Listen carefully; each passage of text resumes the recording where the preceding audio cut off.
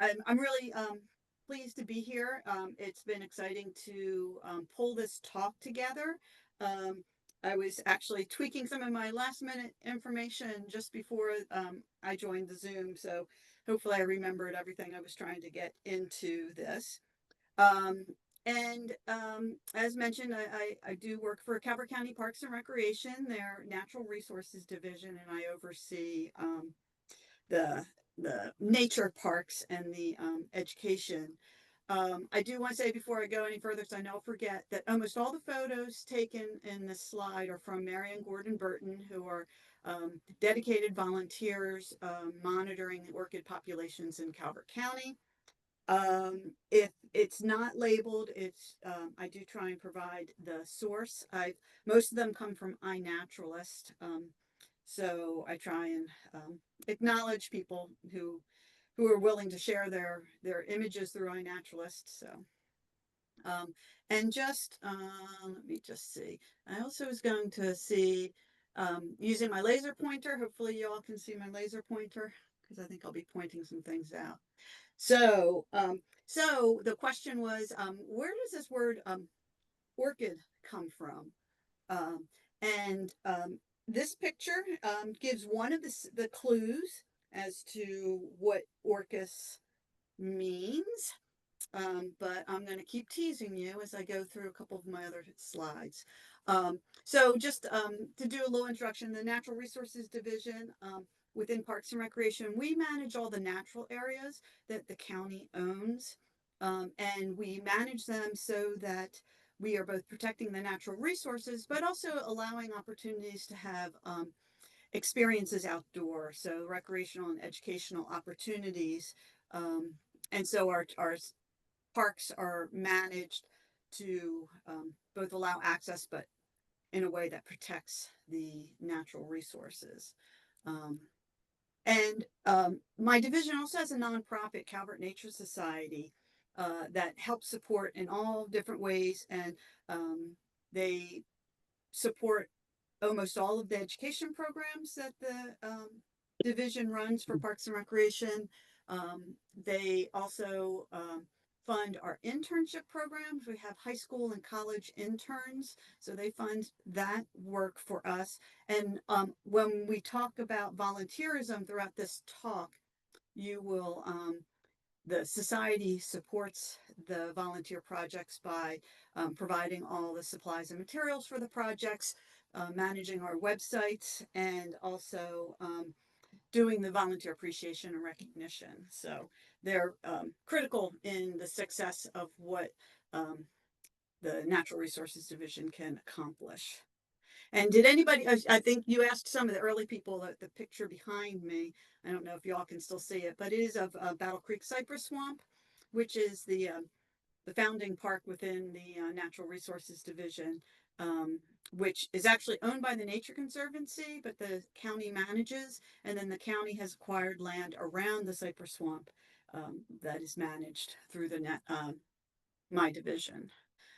But let's get to what we're really talking about here, orchids. I've got a three-part talk going on that will I'll give you a little bit of an orchids 101, and that's about my level of extent of talking about sort of orchid morphology and ecology. Um, but it'll give you hopefully a fundamental appreciation of these really amazing plants. Then spend most of the talk about looking at the diversity of orchids in Calvert County, and then ending with, of course, the conservation initiatives that everybody can be part of. And if anybody has any questions, I'm certainly welcome to take them during the talk. I can't see anybody or slide, so for whatever reason, my my thing is not showing the chat or anything. So just interrupt if you need somebody to ask a question. Okay, so what is an orchid? How many of you have seen an orchid that looks like this? That's probably a typical like grocery store orchid. Walk in any grocery store and that's what you're going to see. So for orchids, orchids are in their own family, Orchidaceae. And it's extremely diverse, and it's probably one of the largest families of plants um, out there. It's got 28,000 species in 700 genera. And I want you to constantly keep that in mind as we go through each of the slides talking about orchids, because if you have that kind of diversity, it's there's not going to be an easy all orchids do X, because it's just too diverse. Um, they're worldwide except for Antarctica, where Antarctica doesn't get anything sometimes. Um, they are very diverse in the tropics, but in Maryland we do have 30 species in Maryland, so we do have a bit of diversity going on. A lot of people are familiar with the orchids that grow on trees or air plants, and those are certainly amazing and cool. But in Maryland, all of our orchids are terrestrial. They grow on the ground in contact with soil. Um, so I'm going to tease you here. So the four options you had for where did the orchid come from was testes, heart, lips, and eyelids. So just think about what the Greeks were like when they named things. And so it does have to do with typically a shape of the roots is where some of these a lot of these words came from. I don't know why they were so obsessed with roots. Probably the same reason botanists were obsessed with rattlesnakes and everything's called a rattlesnake. um, but there are that's I don't have any pictures of the roots, but we'll um, talk about some of the other features that might give clues as to what work is. Karyn, Sure, Karyn, sure. we have a couple of people who are saying if you could speak louder or Okay, closer. okay. Yeah, so I'm just using my computer, so I don't know if I can speak much closer. So, Better to Mike and Doug?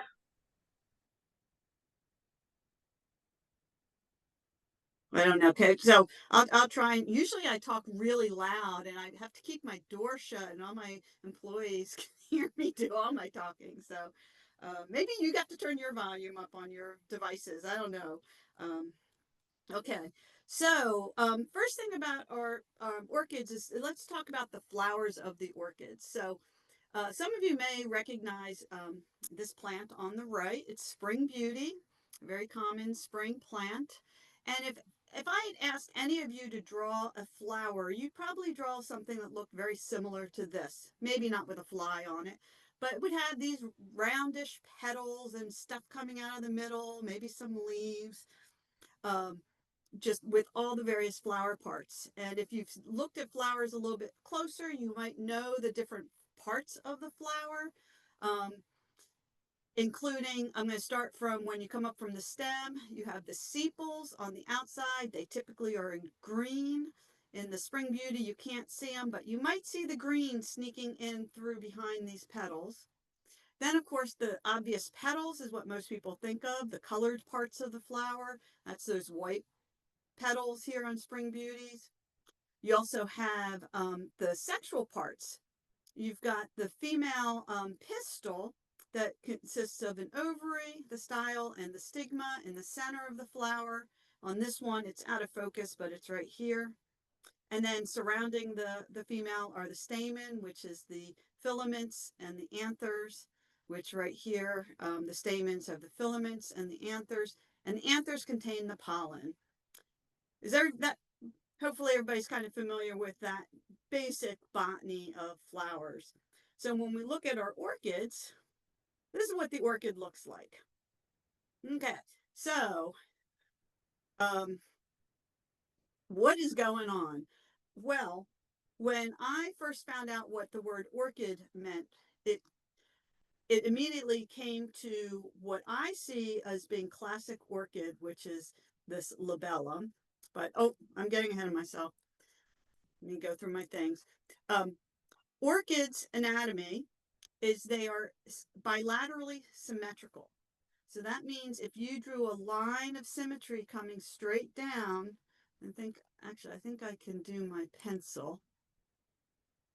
Pen. So if you do straight down the center, when you look at the left side and the right side, they seem identical. They're mirror images.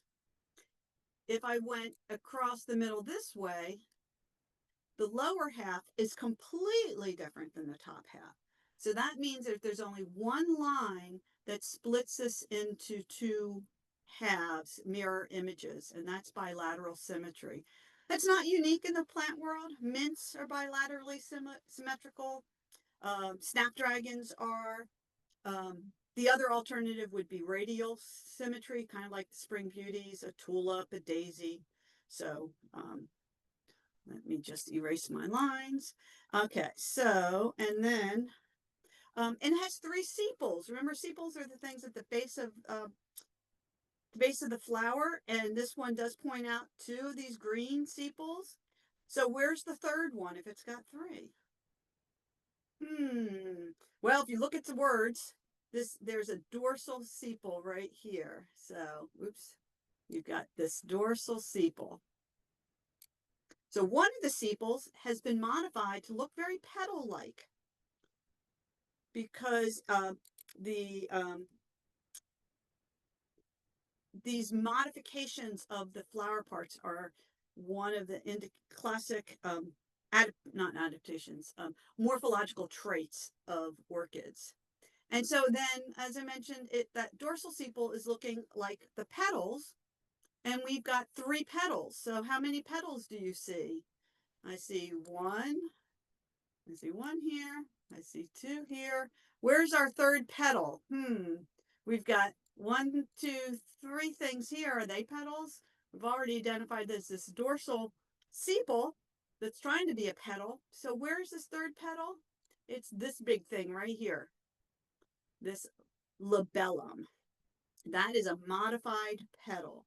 And that labellum is one of the key morphological traits of all orchids. Now, I say all, but that probably means the majority. We will actually see in this slide presentations exceptions to that rule. And that labellum, to me, is one of the clues as to where the word orchis came from, even though the Greeks actually were using the roots. And it's because many of these labellums are very pouch-like. And orchis means testicle in Greek. And so this pouch-like feature, if you look at the roots of them, you'll see they often are paired with together. So, but Greeks were most people were pretty imaginative, but I think these pouches is to me what seems to be most indicative of that being a testes. Let me see, what else do I have on here? Okay, next, more into the orchid anatomy. So this now we're looking at the sexual parts of the flower that, that I showed you in this picture, which were the pistil and the stamens that are here in the center. So the question is, where are the pistils and stamens on this thing that's here? And so fortunately, I found a slide that was well labeled. But this right here is your stigma. So if you your stigma. So if you connect that, there it is right there. But it's been fused with the stamen and the style. So instead of being these separated, all of this stuff has been just squeezed together into this thing. I don't know if it's got a name or not. But it's also very sticky because the stigma wants to have pollen stick to it. Here it shows the labellum. Remember that fancy labellum? The one, one of the purposes of that labellum is to provide both color and a landing pad for any of the pollinators to come land on. And so those, the shape and the size and the form of those labellums are pretty characteristic of what kind of pollinator might be coming in. Okay, so this is where your stigma is. And then you've got this thing they call the rostellum. It's like this little cave that's in here. And if you poke your head in there, you eventually would get to where the nectar in the flower would be. And then the anther has been converted to this little cap that covers the pollinium. So this black lines, they are actually inside that anther cap. And the pollinium have pollen thingies on them, pollinium.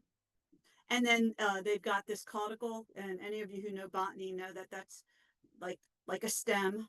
No such thing as a stem in botany. They have all different kinds of words. And then it's also extremely sticky. And we'll get to why the stickiness is important. But that pollinium is inside here, so a pollinator has to go into the rostellum in order to get the pollen to pollinate. Karen, I have a question. Sure. I in the previous slide you showed us that there are wings of the labellum. Uh-huh. Right. Where are they here, or are they stripped off here? Yeah, so I think that it just sort of depends. This one does not seem to have them.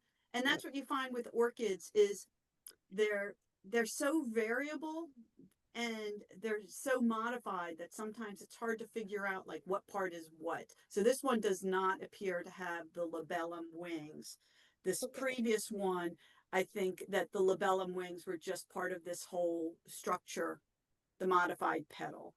So this orchid anatomy that you've shown us, this is not typical. Like it can vary, right? Yes, it can vary. And like I said, as we go through the ones that are found in Calvert County, you'll see how variable these features are. Okay. And like I said, with the 28,000 species, it's it's going to be everything's an exception to this rule. So, okay. So, any other questions before I move on to the next slide, which is pollination? Because the real reason any of these plants have flowers is for pollination. That's the purpose of all of this fancy, modifications of all kinds of stuff. And so pollination is the transfer of pollen, and in orchid sense, in orchids, it's the pollinia between flowers. Most orchids are don't self-fertilize, although you can see here in this one bullet there is self-fertilization in some species. And so with the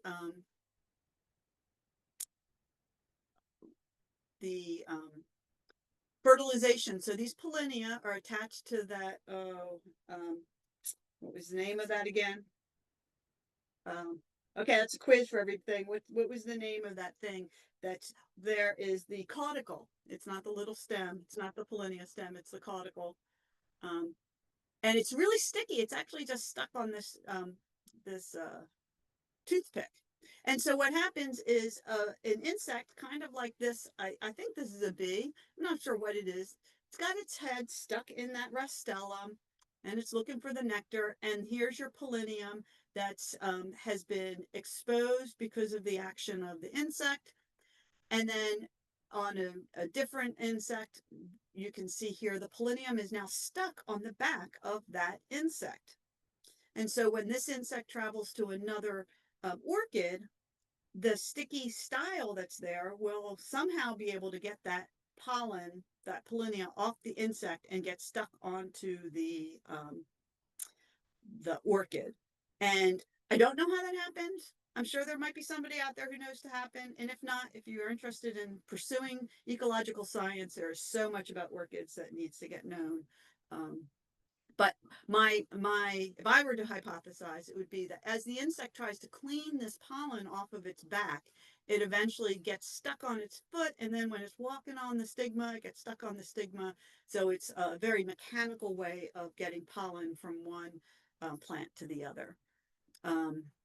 So the shape and the color of the labellum will attract different kinds of pollinators. And then some orchids have a floral chemical. It's actually a chemical in the plant that's separate from the nectar that rewards typically male insects and encourages them to go keep visiting other flowers. Those chemicals often are used in either their pheromone attractions for mates or for food.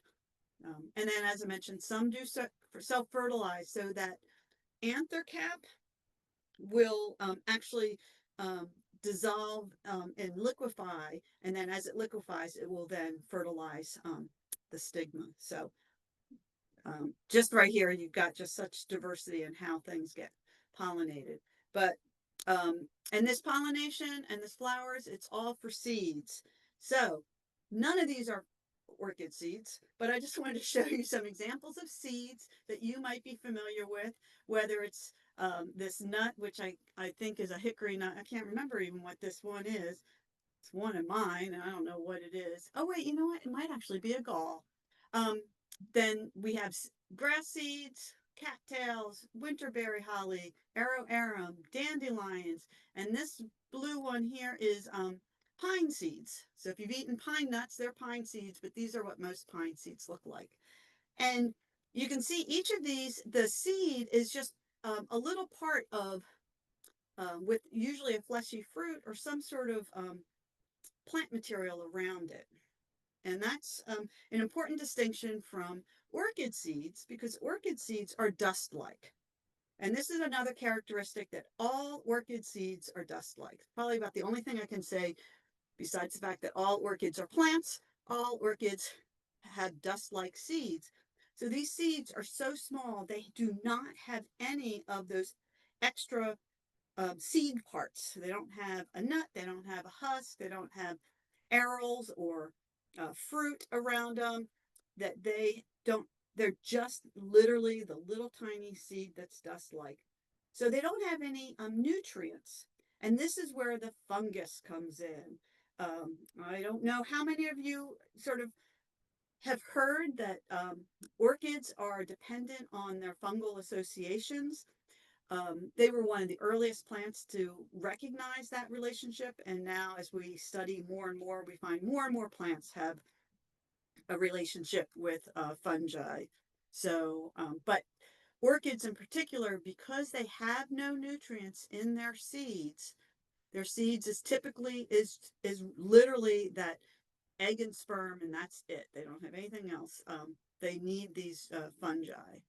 So this slide here could be somebody else's talk, because it's not where my areas of expertise is, but mycorrhizae are the fungal sort of roots that are that all fungus create, and that mycorrhizae are often what the orchids are utilizing. They're not utilizing the little mushroom cap that we think of as mushroom. It's all the underground network. And so one of the questions is, well, what funguses are going with these orchids? And that's where you go, well, you have 28,000 species. So how many species of fungus do you think there are that are associated with these? There's probably 28,000 different types of fungus. It's very understudied, so it's not really clear. And funguses are kind of hard to identify. They're just so poorly studied that there's no real answer to who these are. Now, there's a group, the North American Orchid Conservation Center, whose efforts are to try and identify these fungal relationships, but even that's slow going on theirs. But because the seeds require the fungus, the unlike a lot of other fungal relationships between plants and their fungal hosts, orchids actually digest the fungus. They actually eat the fungus. In many other situations, there's this like relationship where a tree root will join with a fungus, and the tree root will give the fungus some sugars, while the fungus gives the tree nutrients and carbon and nitrogen that the tree needs. The orchids don't have anything to give the fungus, because they have nothing to give, and they basically digest the fungus to get all their nutrients from eating that fungus. And so it's a very kind of different relationship than what has been seen in other plants. And a lot of the orchids, they use them for just the seed phase. Some use them for the seed and seedling phase, and some use them for their entire life. So it really depends on the species. Even the species, those epiphytic ones that live on the trees, they also require fungus because their seeds are exactly the same as a terrestrial one. Now, the one exception are these mass market hybrids that you might buy at the grocery store. They're not, they usually don't need the fungus because they're not being produced via seed. They're usually being produced by grafting or cloning or some other method. So they're not trying to produce those from seed. So, um, but like I said, that could be a whole hour talk by somebody else who knew what they're talking about. So I did find this, the North American Orchid Conservation has this really awesome poster. You can scan the QR code and you'll get a PDF of the poster, but it goes through this little life cycle we just went through, where if you start at the seeds and the very desk-like seeds, and they get spread by the wind and they land on the ground, and hopefully they have found their fungus that they need. And once they land, attach to their fungus, then they become these protocorms, and that's just the name they call for these these embryonic orchid seeds. And some of them will immediately start to photosynthesize. Others will take years to get to the next stage. And this is one of the things why orchids are often very hard to grow, hard to transplant, is this whole fungus relationship. And the fungus are generally don't create these the mushrooms like this russula that's in the middle. Actually, let me get my pointer back. This mushroom, so this russula.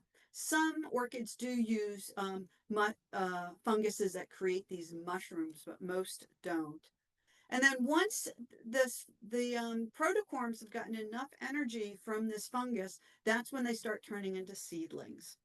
And they are monocots, so they'll have one seed leaf, and they'll start photosynthesizing. Some might start photosynthesizing immediately. Others might still stay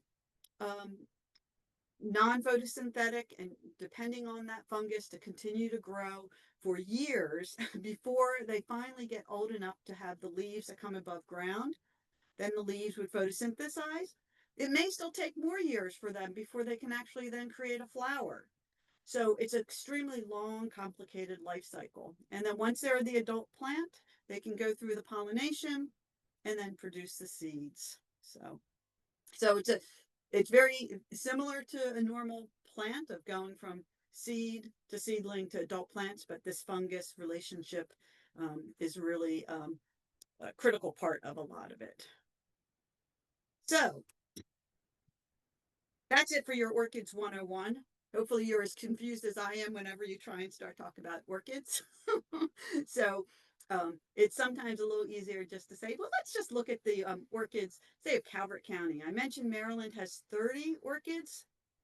Calvert County has, we've identified 12 species in Calvert, and with 3 more that are possibilities.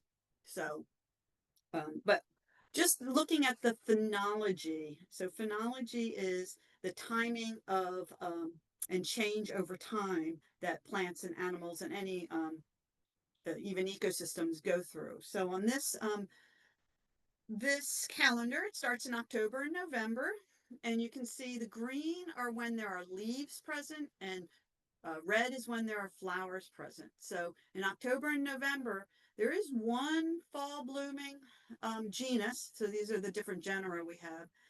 But with leaves, there's 3 different genera that would have leaves throughout the winter. And then it's really not until April where you start getting the other species start blooming. And then throughout the year, different species bloom until you're back here in October. A lot of the information that we've started with in Calvert County was working with the North American Orchid Conservation Center. And this Go Orchids is a great resource for understanding the ecology and identification of orchids. So we're going to start with, if you went out in the woods right now.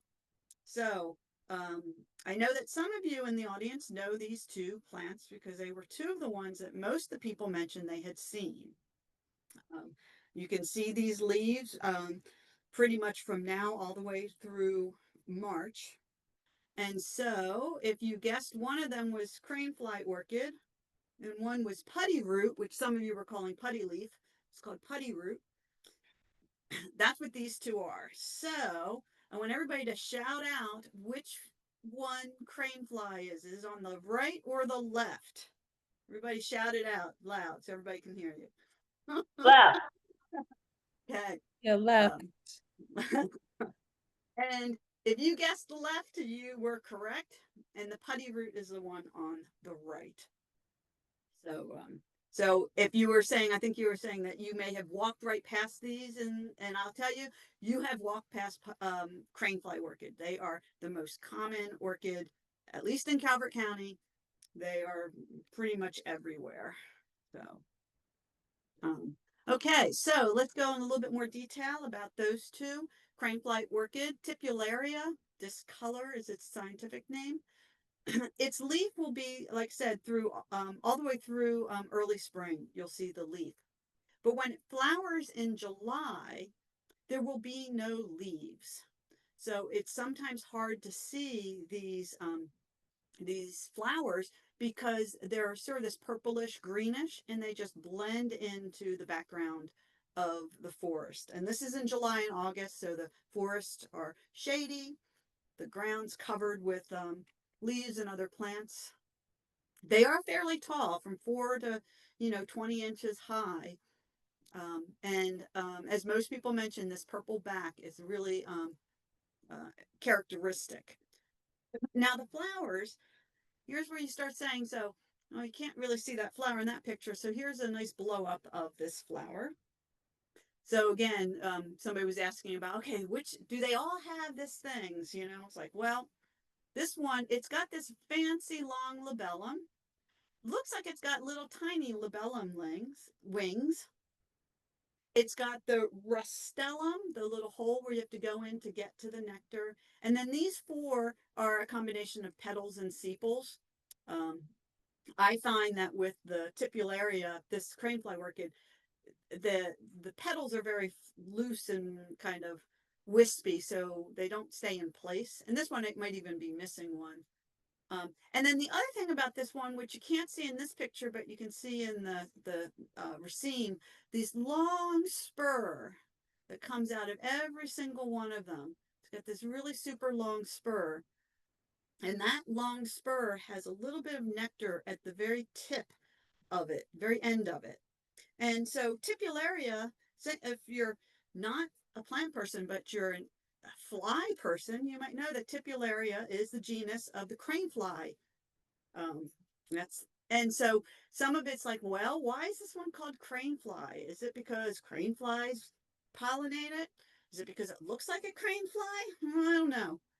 But what we have found is I say we in terms of we as the scientists, not we as me, as that these flowers, moths will visit these flowers, and that long spur is a real good indicator that a moth or an insect with a super long tongue is going to be pollinating this, because it has to reach all the way down that skinny tube to get to that pollen. So these moths will land on that labellum, go put their proboscis into this hole to get to that nectar that's at the bottom, and they really have to get in there. And so by doing that, they then knock off the anther cap, and that polonium sticks on their eyeball.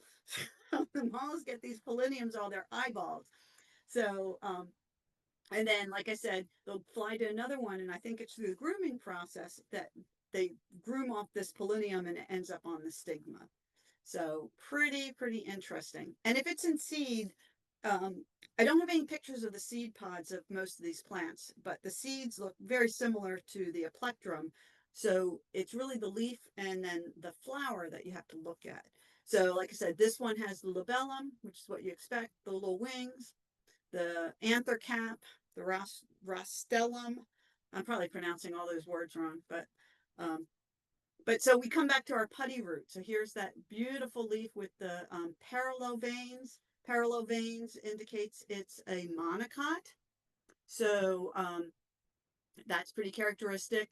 And then here's the spike. You can see it looks vaguely like that cranefly, but also extremely different. These sepals really tuck over the plant versus on the cranefly, they kind of spread flat and out. They don't have that spur, and when you look at its face, you can see this really cool labellum is all frilly, and I think it looks like one of those crab spiders. It's got the anther cap, a little rostellum. It's got 3 similar looking sepals or petals. So I'd say those are sepals, these are the petals. But that labellum is mainly white. And this one blooms in May to June versus the cranefly blooms in July through August. So this will be earlier. Now, one of the things that was discovered is that these the putty roots don't have any nectar. So you'll get pollinators coming in because it's got this perfect landing spot. It looks like a great place to go. Let's go in there and try and find nectar. It doesn't find any nectar. So it goes away, but then insects say, oh, look, I see another beautiful one. And it keeps doing this. Well, what they've found out is that these plants can self-fertilize even without a pollinator, but they can only self-fertilize if this anther cap is knocked off. And so what my hypothesis is that they make this really nice landing pad to get the insect in, to rustle around in there and bully this poor flower to knock off that anther cap. Once that anther cap is off, then the plant can self-fertilize. So the insects are helping with pollination, but not in the typical way that we think of as insects pollinating. So kind of a cool little sneaky thing to do with the insects. This is probably one of, I think, one of our most gorgeous orchids, the showy orchis. This one is flowers in April to June. It's fairly common. And usually I was trying to find a good picture of the leaves, but I wasn't able to. But they have these very thick paired leaves that come up from the ground, and they can be very easy to see between April, in April, May, and June, even if the plant is not ready to flower yet. Those leaves will come up. And then you can see it's got this beautiful white labellum. It's got these two beautiful petals come wrapping around. And then it's got the sepal hood over it. You can see into the rostellum. And so it's just absolutely beautiful. But look at this back one. Look at that spur. So again, it's got this spur, which means that there's probably nectar at the back. So it wants an insect that can reach down into there. So maybe a long-tongued fly. Let me see if I have a note on who might pollinate this. No, I don't have any notes. Oh, wait. This is not showing me my notes here. Hold on for a second. I have 3 screens up and my one screen is not showing me the right information. Let me see. So I tried to find pollinators for all of them. No, did not find a pollinator for that one. So another research study for somebody to do. Okay. Now in April, we also have this really sweet little tway blade. And the little picture on the back kind of gives you an idea of the height of this. It's up to 20 centimeters, so up to 8 inches high. This one, so the putty root and the tipularia had no leaves when blooming. The showy orchis had the 2 leaves that came out of the ground. This one has 2 leaves, and sorry I don't have a better picture of those 2 leaves. these two leaves right on the stem. And then the rest is this beautiful maroon purple stem with these really awesome flowers. So again, looking at this forked labellum, which is probably where the, no, bifolia means two leaves. So there's your labellum. Here you've got, it looks like the sepals are fused. I'm not quite sure if these are going to be like a combination of sepals and petals. And then you've got the rastellum and you've got the anther hood. So you got all those parts of the orchid, but boy, they look a lot different than that showy orchis. Um, this is one of our rare species. It is a S3, which is in Maryland. S1 would be endangered, S2 would be threatened, and S3 is rare. So definitely on the watch list. So it is tracked by Maryland Department of Natural Resources. And then let me see. No pollinator has been reported on this yet. So don't know who's doing what with this thing, but it's in April, and so there's lots of insects in. It doesn't have a spur, so pretty much any small insect could probably get in there and pollinate it. Karen, I have another question. Sure. Okay, so basically, the species that you're showing us, I know you are in Calvert County, but do Uh-huh. you guys have any programs in Anne Arundel County or across Maryland, or are these just typical to Calvert County?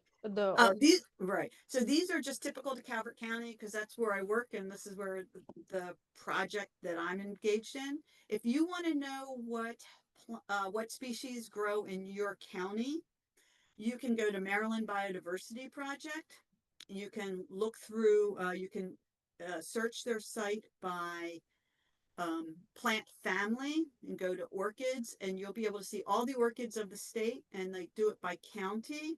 And then you can also sort it by what quad you're in. So like I'm here at Battle Creek Cypress Swamp, so I'm in the Brooms Island quad. So I could look to see what orchids are in Brooms Island quad. So Maryland Biodiversity, which also is associated with Maryland Plant Atlas, is the best source if you want to know what's in Anne Arundel, what's in my little town, so hopefully that helps to if you're interested. Yes, thank you. Sure. Let's see. What else do we want to say about this cute little guy? Okay. It does like wetter areas, so this would be like in near marshes or in wet. In fact, where this one is actually right on a floodplain of the Patuxent River. Okay, somebody mentioned rattlesnake plantain, Gajira, um, rattlesnake because botanists were calling everything rattlesnakes, probably because the flowers are clustered at the end like a rattlesnake's rattle. I don't know. Maybe the leaves, this white veining, does that look like scales of a rattlesnake? I don't know. It's a mystery I've always had about why botanists call things rattlesnake. But Gajira pubescens, this is another one where you can see these leaves almost year round. Sort of the dead, the fall is when you're least likely to see these leaves. But once, the new year comes around, you'll start seeing these beautiful white and green leaves coming up in the ground. And then in June and July, that's when they'll pop up the flowers. And you'll see that they have their basal rosettes. They also have stem leaves, very flat and very minute leaves. And then you've got these really nice flowers. And I think I have a close up. Yeah, the close up of the flower. Gajira pubescens. Pubescens means hairy. And look at all the hairs on that leaf and on the flower. So this one, the labellum is not much bigger than the rest of the flower. You can see this V-shaped rostellum. Here's your anther cap. You've got the petals forming these hoods, and that's probably another sepal forming the hood. So very compact, dense plant. And is this the one that was, yeah, so this one does have different small bees that will come in here to pollinate it. And there's a different Goodyear, I don't have the species, that relies on bumblebees. So its opening is probably a little bit bigger than this one. So this is just a really beautiful plant to see in the wild. The leaves are just really amazing. Then later in the season, September and October, you get this lady's tresses, Spiranthes ovalis, and it's got basil leaves, it's got stem leaves, and it's got this nice spike of flowers. And here's a close up where they spiral around the that stem. There, it's really, if you see a nice, you can really see it when it's a nice extended inflorescence, but this one you get to see it. Now these little guys, they remind me of flamingos with the green head, and you know, these are green flamingos versus pink flamingos. This one in the bottom even looks like it has eyes. This flower is almost completely open. You can see on these it's a little bit open. So it's that there's we suspect that this one might be a subspecies called Spiranthes ovalis irostellata, if that's how you pronounce it. Now, I've mentioned the rostella, which is that hole that insects can go into. This one doesn't really have that rostella. So it's not very easy for an insect to get in there to pollinate. And so it's missing, it's the E, it does not have the rostella. So, and the ta means like feature, like that's a feature that it doesn't have the rostella. So this one is thought to, this one would be a self-pollinating orchid, because it, an insect's not going in there, it's just closed up, the anther will just dissolve, and the pollen will go straight onto the stigma.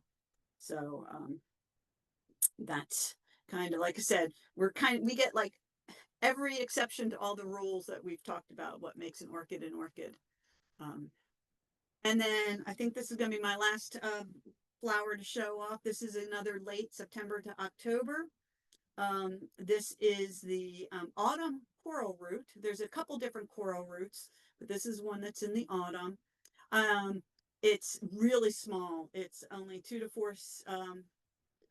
centimeters to maybe, 46. Ours are generally about 20 centimeters tall, so just about, 8 to 10 inches high. Has no basal leaves, no stem leaves, and this one never has leaves. It does not photosynthesize, so this one is dependent on the mycorrhizal association for its entire life. Like I said, we've kind of got a little bit of everything here in Calvert County.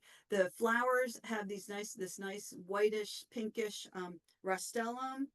And I think, let me just double check if this one has a, so this one has a combination. It could either be self-pollinated using what are called cleistogamous flowers, which means that the flowers really never open and they just self-pollinate. Violets do this as well. And so, or some of them can be open. So through the North American Orchid Conservation Center, they have not identified any pollinators yet. But if you do an enclosure study where you prevent any pollinator from coming in here, they have very little seed. So apparently they do need some sort of pollinator. They just haven't identified which one it is yet. But again, this is one that requires that fungal relationship its entire life, because it has no leaves or photosynthesis. Okay, so So that's it. The species on the left in pink, those are those species that we have found in Calvert County. And I've gone through most of those, a few of them. I'll show you a picture of the large tway blades shortly. But some of the others, I just didn't have really good pictures. And I thought, well, let me just focus on the ones with nice pictures. But the pink lady slippers that's here, that is our most, besides the cranefly orchid, that's our second most observed orchid in the county. But that comes from iNaturalist sightings, so that we have not delved into whether there's duplication of records. So, like if I'm walking on a trail at Calvert Cliff State Park and I see the lady slipper orchids, I'm going to take a picture of it and put it up in iNaturalist. Somebody can come by 5 minutes later after me and do the same thing, and all of a sudden iNaturalist has two observations. So iNaturalist is a little tricky on saying what's the abundance is, and I'll get into how we're dealing with that in just a little bit.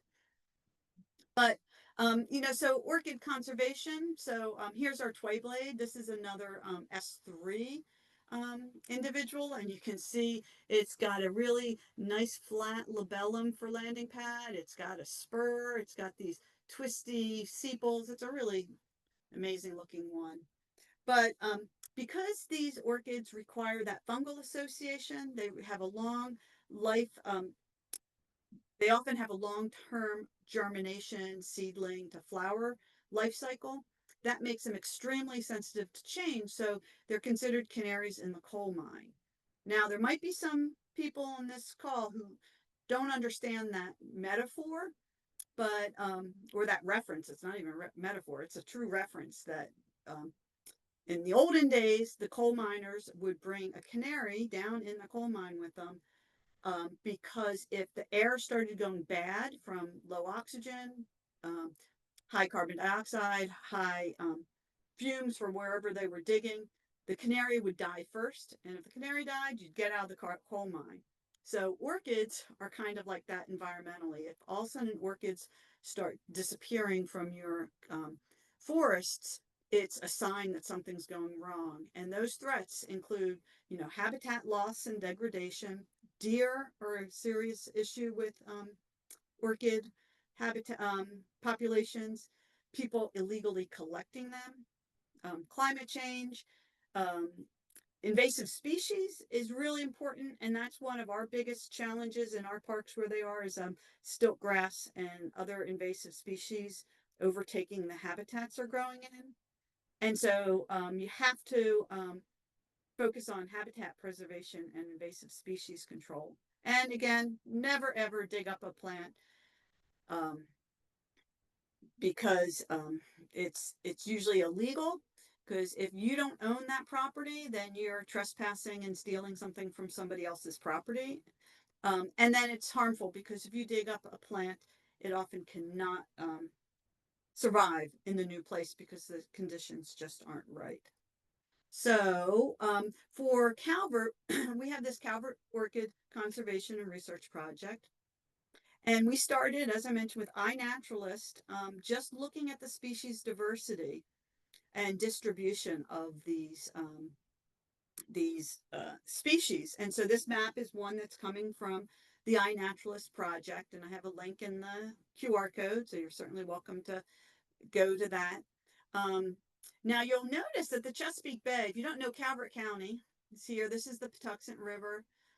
This is Anne Arundel. This is the Chesapeake Bay. So look at all those orchids that grow in the Chesapeake Bay. Quite amazing.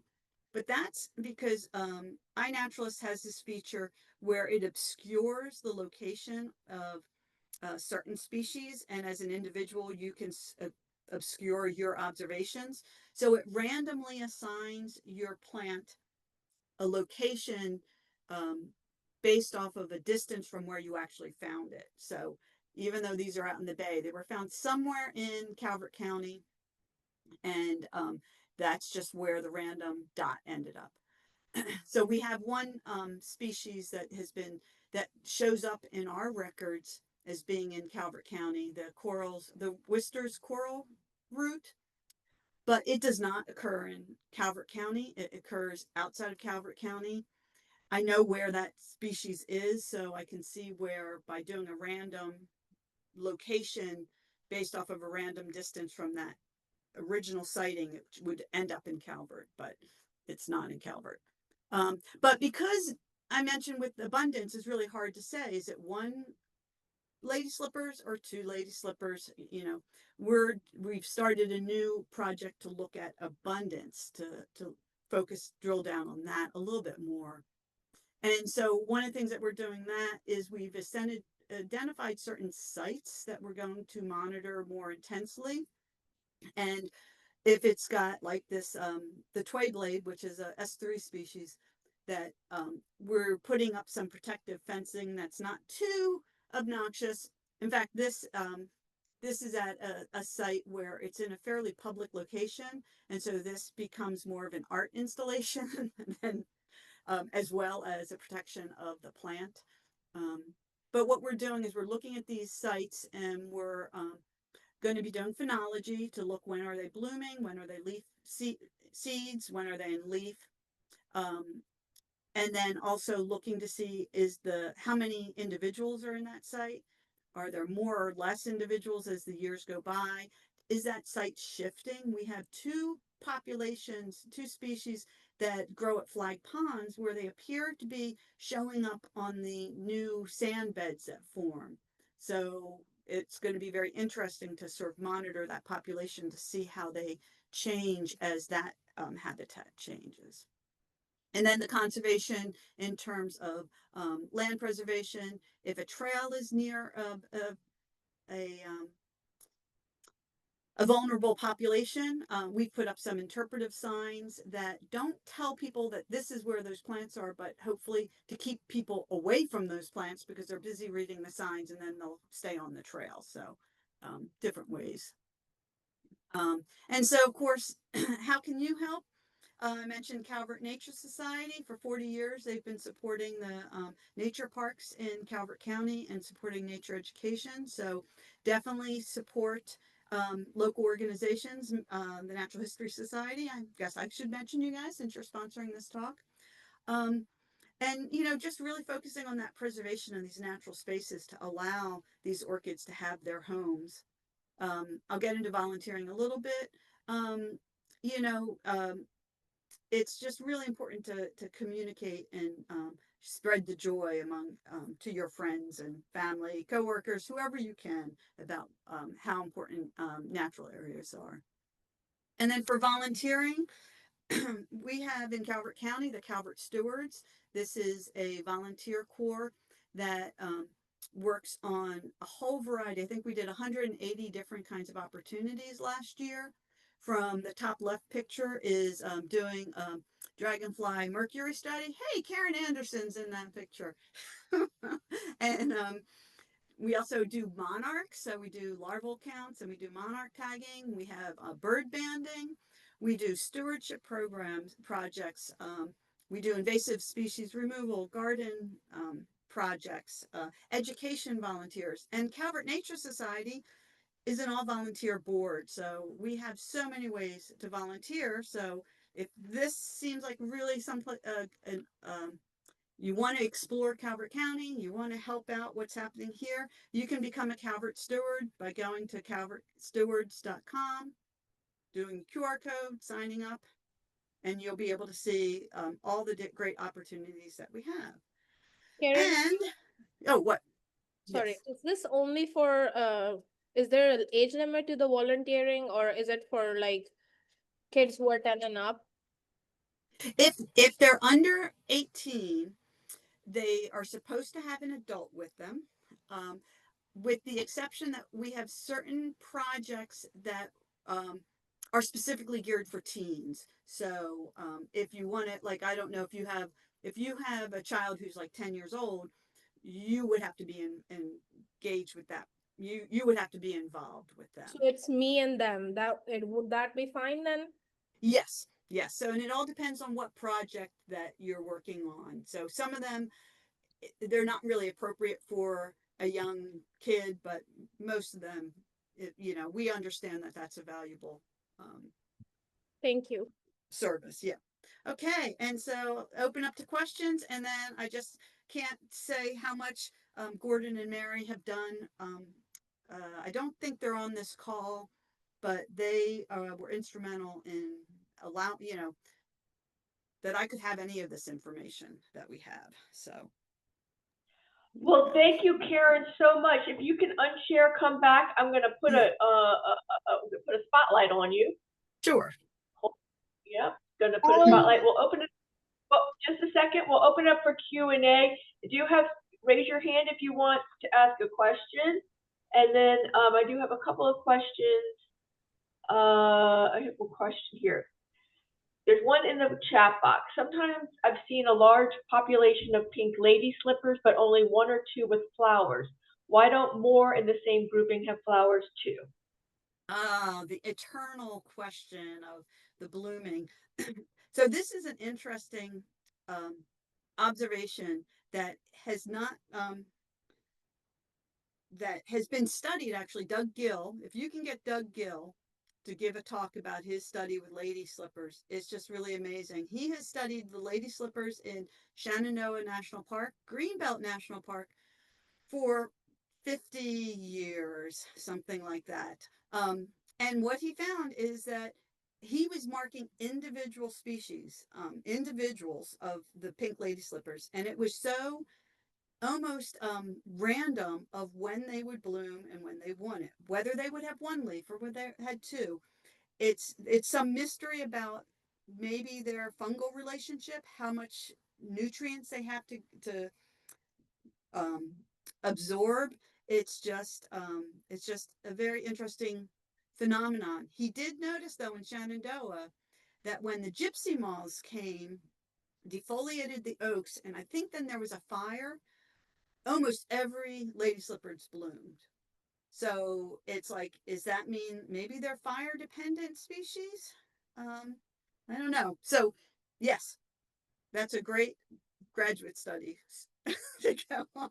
Well, and it's a great observation. So people are out there looking at things, and that's the first step. And it seems like we still need to know a lot about orchids. So there's a lot of studies. Yeah. Timothy asked, are any of the Calvert County orchids spring ephemerals? No, they are not, because the spring ephemerals, they just come up in the spring, both flower and leaf, and then disappear. Our orchids all have either flowers or leaves through at some point besides the spring. I would say it's more like fall ephemerals. They just come up in the fall and then they're gone. Is your study, the way that you're doing it, the only one in the state, or are other counties either following along what you're doing or doing something similar? I don't know of any others that are doing what we're doing. Like I said, I would say I started with Calvert County in 2012, and I was already pretty avid with iNaturalist. So I just started a iNaturalist project called Biodiversity of Calvert County. And basically it's an umbrella project where whatever observations are made in Calvert County get put into that project. And so when looking at that, you could search, well, what about, what birds people seen? What about this? What about that? So, and the Burtons they were volunteers with me when I worked for Anne Arundel, and they live in Calvert. And so when I started here, they really said, hey, what can we do with Calvert County, help with Calvert County. So we started a couple plant studies that was a whole nother hour talk. But then they sort of brought up, wait, these orchids, what's going on with that? And that's when we started looking at what were people finding for orchids. And they kind of developed this study of just let's go and map and document these. And now let's look at these sites. So it's pretty That's amazing. Wonderful. That means that anybody can get out there and do yes. science. It's not limited to anyone. That's what's wonderful about naturalists. Alan, you have your hand up. Thanks so much. Very interesting. And giving you the standard question everybody gets on here, which is, how did you get interested in this area of work? And you can go back as far as you'd like. Well, I think mine came in college. I was a zoology major. And don't ask me how I got into zoology because I started as an art major. And then when I decided I didn't want to do art as a job, I went into zoology. So I was at University of Maryland, and I just liked the ecology. University of Maryland was very heavily medical school, but there were a few courses that showed ecology, and that's how I met Doug Gill. And I just focused on ecology, and so I was in the undergrad research program there studying birds. And then I got through Don Messersmith, who a lot of you probably know Don. He introduced me to the concept of environmental education. And so I fell in love with that. And I eventually had a volunteer position at Nature Forward when it was Audubon Naturalist Society. Had an internship, got a job there. And then when the position at Anne Arundel opened up, it was a combination of research and education. And that's where I really fell in love with this concept of community science, of really engaging with volunteers on understanding the natural world. And then I hopped over to Calvert and continued it here. So. Hey, thanks so much. Interesting. Yeah. Preston wants to know, what is the most interesting orchid you know? I guess the definition of what does interesting mean? I mean, I think the color, the shape. Okay. To me, I think one of the most interesting orchids is the one that Charles Darwin was studying. And he found this orchid, and I have this orchid in a different talk that I do on biodiversity. And it had, remember I showed you that spur that was on the back of the cranefly orchid that probably was, maybe just an inch long. Well, this orchid has a spur that's probably 10 inches long. It's like this super long spur. You're like, oh my gosh. And there's nectar at the bottom. So you're like, who in the world is getting that nectar? And so Darwin hypothesized that there has to be a pollinator, likely a moth, that has a tongue long enough to reach there. Almost 100 years after he made that prediction, that moth was found pollinating that orchid. So I think that's like the most interesting orchid that's out there is that. What type did you say it was? I'd have to look up what the name of it is, but if you Googled Darwin's orchid, Darwin, Charles Darwin's orchid, you will find out the information on that. I can type it in the message. Oh, It's a my dad sphinx My moth. dad has it on his computer here. Okay, yeah. So do you see that really super long spur? It's just crazy. How do y'all? I mean, the orchids that you're looking at are kind of diminutive in size and kind of hidden. They don't want to be seen, I guess. I don't know, or eaten by herbivores. So, how are y'all going out? How do you find them? Are you on your hands and knees crawling through the forest looking for these things? Well, did you see that picture I showed of Mary crawling on her hands and knees?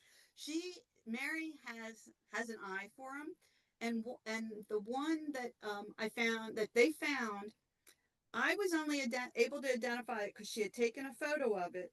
I had that photo and I could see the tree that it was near, and I literally was down on the ground with that photo doing like, is that the tree? Is that the tree? And then I found it. They are just like, so, they are very challenging to find. It's that search image, just being out there and being what's the right word, intentional about trying to find things.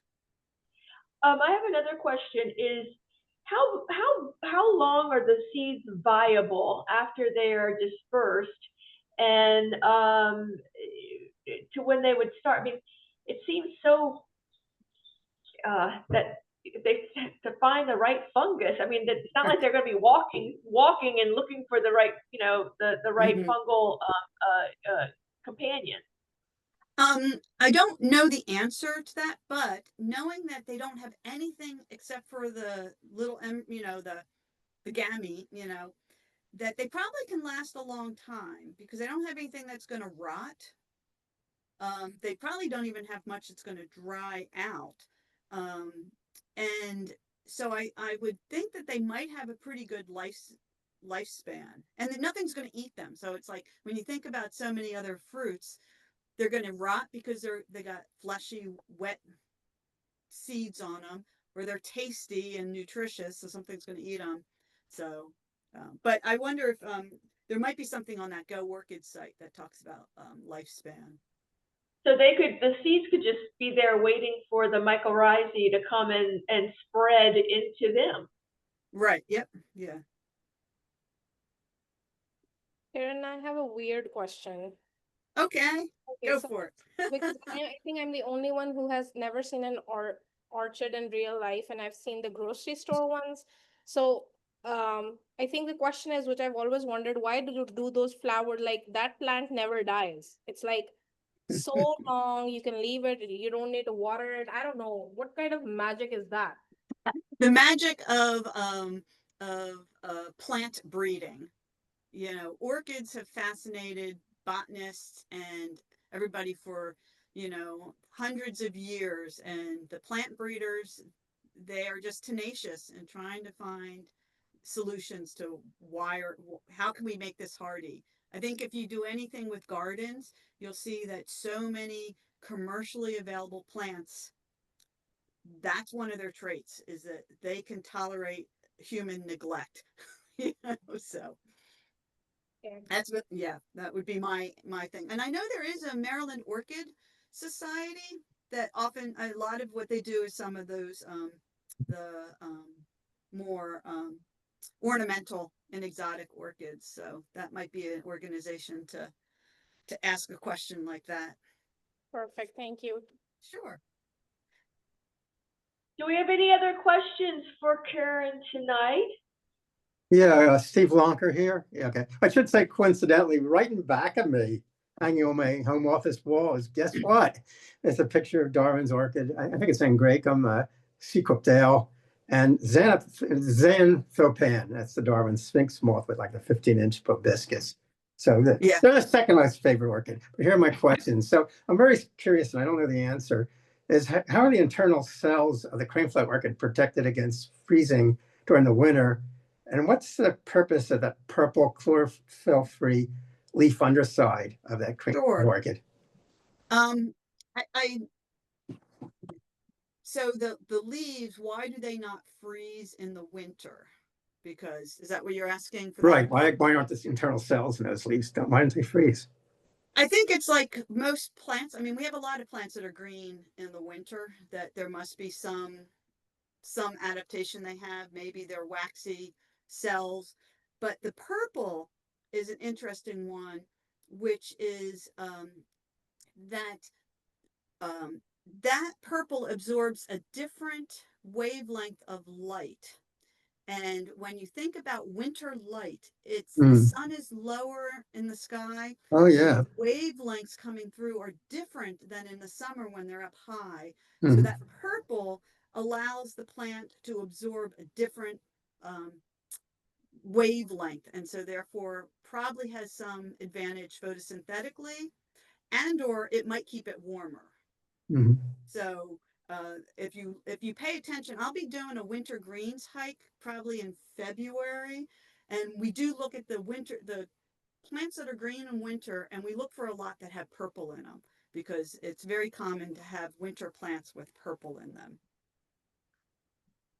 So that's sort of what I've read, that purple color is. Thanks. Yeah.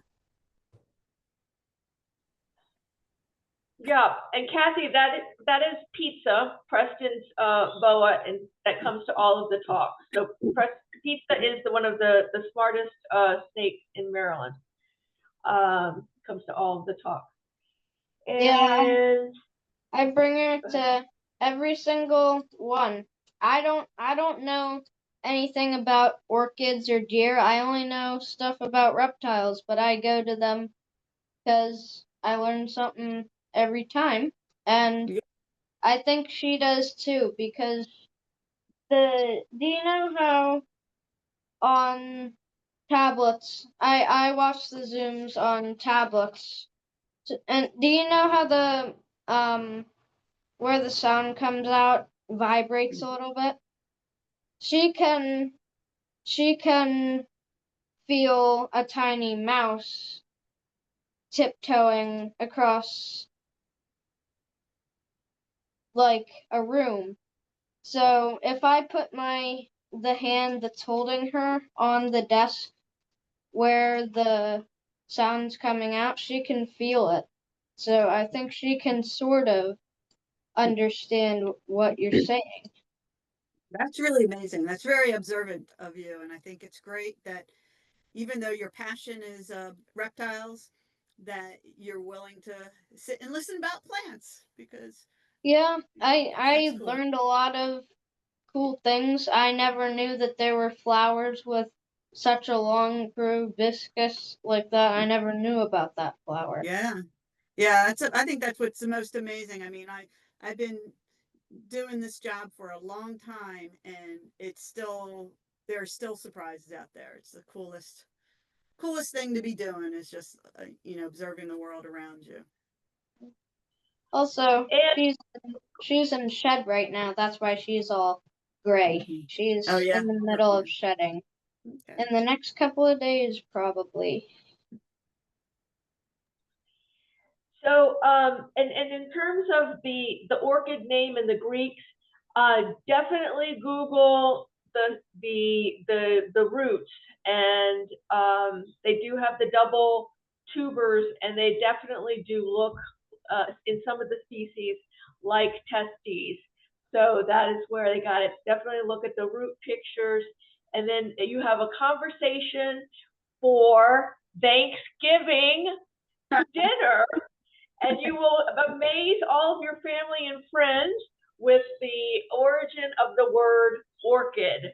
And maybe bring your host who's cooking an orchid, and you have a nice conversation with that as well from the grocery store. Do not go to a park and dig up a native orchid. But let's call it a night, and I'm so glad. Thank you so much, Karyn, for coming on. We're so much smarter now, and we'll be on our hands and knees, we're crawling through the forest, looking for orchids and putting them on the iNaturalist. And everybody have a wonderful Thanksgiving.